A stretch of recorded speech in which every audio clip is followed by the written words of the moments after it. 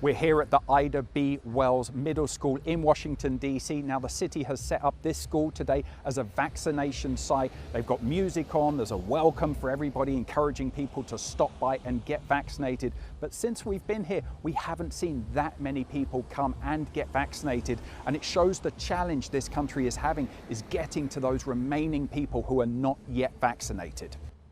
Half of Americans are now fully vaccinated. There has been a surge in vaccinations in the past couple of weeks as the virus has raged through parts of the country, especially those states with low vaccination rates.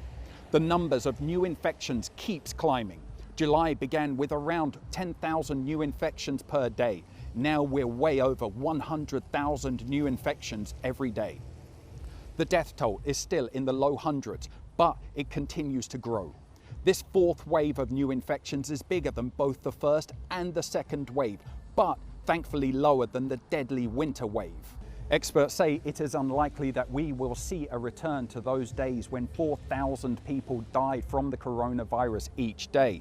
That's because the most vulnerable to death, the elderly and those with underlying conditions, are now mostly vaccinated. So if they are infected, the virus is likely to be much milder.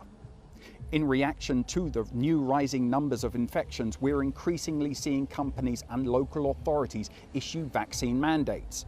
Federal employees who need to reveal their vaccination status under new policies could face prosecution if they lie. Hundreds of thousands of people are expected to go to the annual Sturgis motorcycle rally in South Dakota. It started Friday and will last 10 days, with over 500,000 people expected. The event was held last year and was later labeled a super spreader event after a number of people there contracted the coronavirus. Across the US, more than 40,000 people are hospitalized for COVID-19, the majority of which are coming from the highly contagious Delta variant.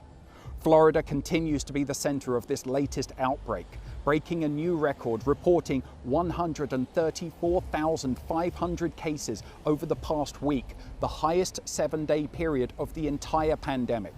Florida is now accounting for around 1 in 5 of all new cases of the coronavirus in the United States.